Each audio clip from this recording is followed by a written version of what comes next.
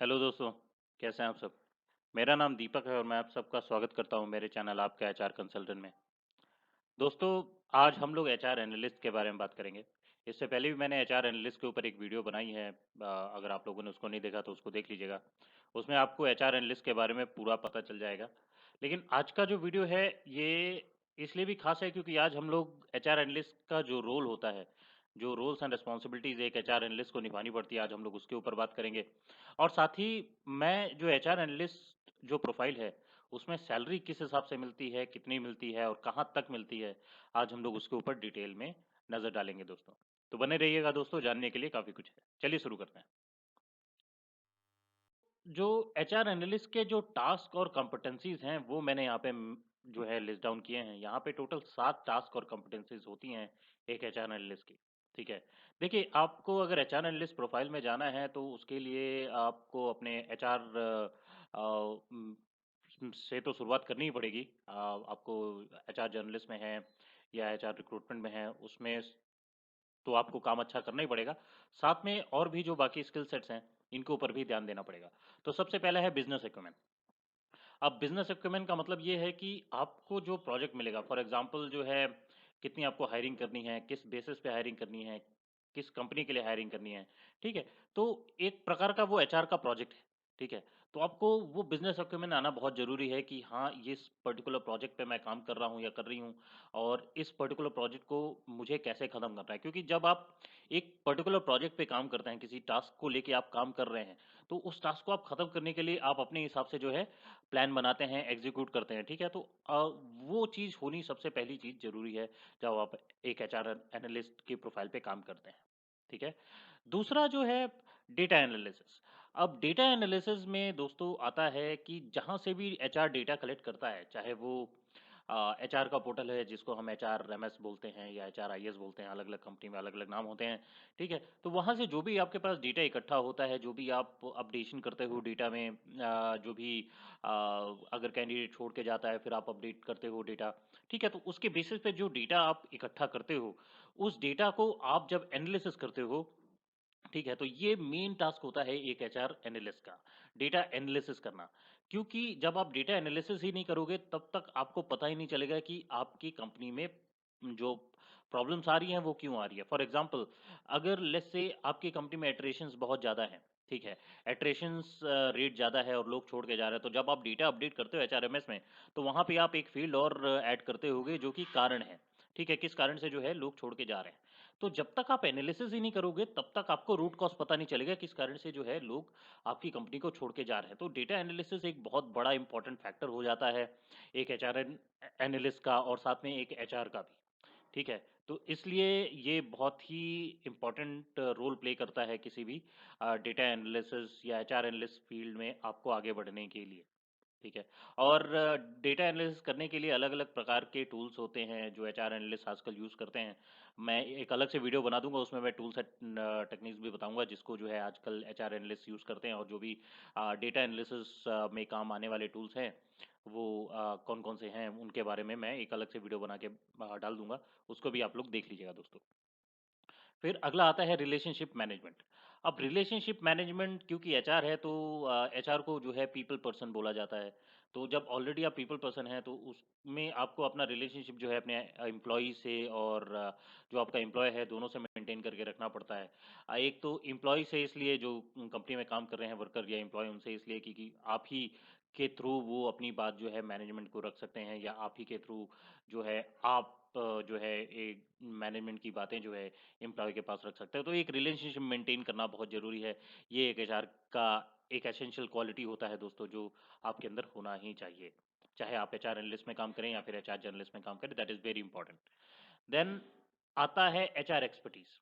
अब HR expertise क्या होता है? एचआर एक्सपर्टीज से पहले के मैंने जो थोड़ी सी बात की थी वो थी एचआर जर्नलिस्ट की और एचआर रिक्रूटमेंट की। तो ये दोनों ही जो है हिस्सा है एक एचआर का, और आपको इसमें भी आपका एक्सपर्टीज होना बहुत ज़्यादा ज़रूरी है, और साथ ही आपको कंप्लायंसेस का पता होना अच्छे से ज़रूरी है।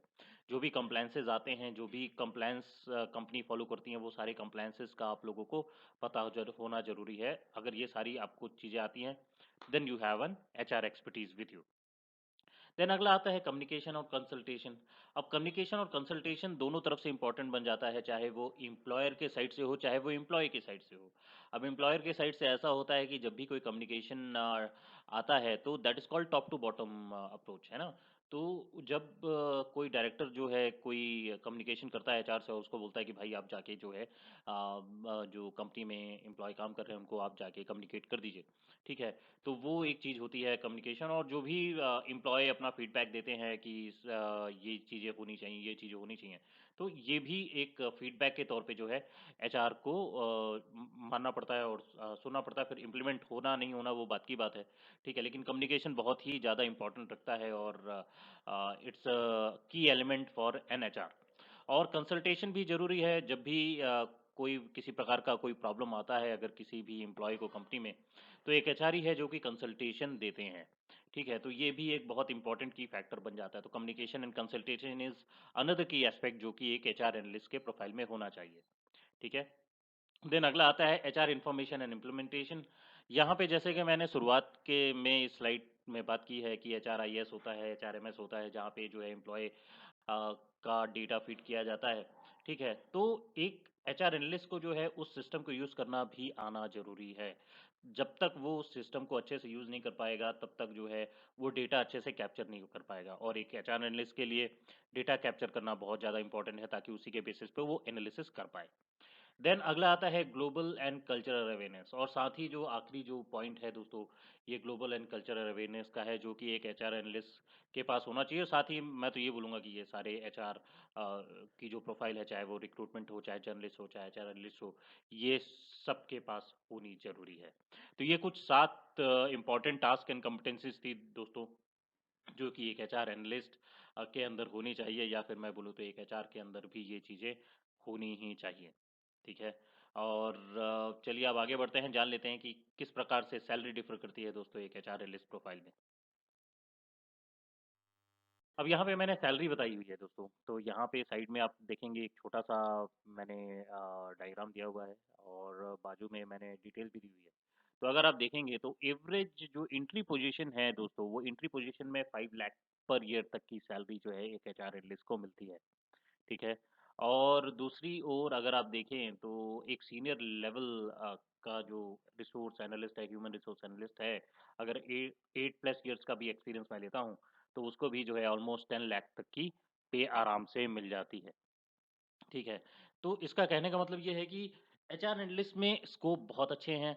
अगर आपको चीज़ें आती हैं तो पैसा कहीं नहीं गया है। और मैं सही बताऊँ तो ये एक बिल्कुल ही नई फील्ड है, क्योंकि डेटा एनालिसिस आज से 10 साल पहले मार्केट में एग्जिस्ट ही नहीं करता था। मैं 10 साल बहुत ज़्यादा ही बोल रहा हूँ, 5 साल पहले भी एग्जिस्ट नहीं करता था, ठीक है। तो डेटा एनालिसिस जो है बस अभी नई ही फील्ड है, बहुत ही जल्दी से इन 5-6 सालों में उभरी है। और उसी से रिलेटेड ये एचआर एनालिस्ट की फील्ड है, ठीक है। ये दोनों जो है हैंड इन हैंड जो चलने वाली फील्ड्स हैं, और इनमें स्कोप बहुत अच्छे खासे हैं।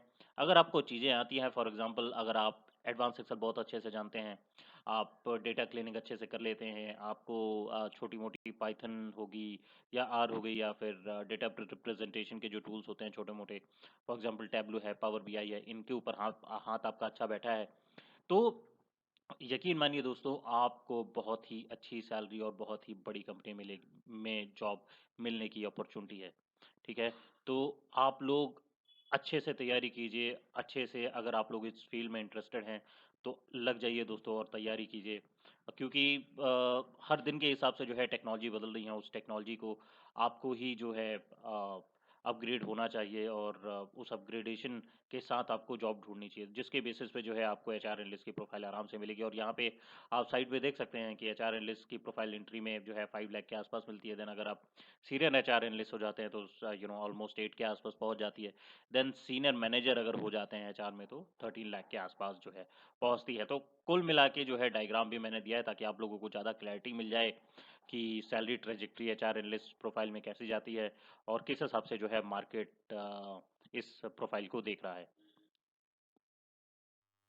चाहता हूँ कि आपको आज का वीडियो पसंद आया होगा। अगर पसंद आया है तो लाइक ज़रूर कीजिएगा, अपने ज़्यादा से ज़्यादा दोस्तों के साथ शेयर कीजिए दोस्तों, जिनको इस प्रोफाइल के बारे में आइडिया नहीं है उनको भी थोड़ा सा जो है वो नॉलेज हो जाएगा, और उसके बेसिस पे अगर वो इंटरेस्टेड हैं तो इस फील्ड में जो है अपना करियर बना सकते हैं। साथ में सब्सक्राइब करना मत भूलिएगा। जितना ज़्यादा आप लोग सब्सक्राइब करेंगे मैं उतना ही अच्छा वीडियो आप लोगों के लिए लेके आता रहूँगा। मैं आप लोगों से मिलूंगा अगले वीडियो में, तब तक के लिए अपना ख्याल रखिए। धन्यवाद।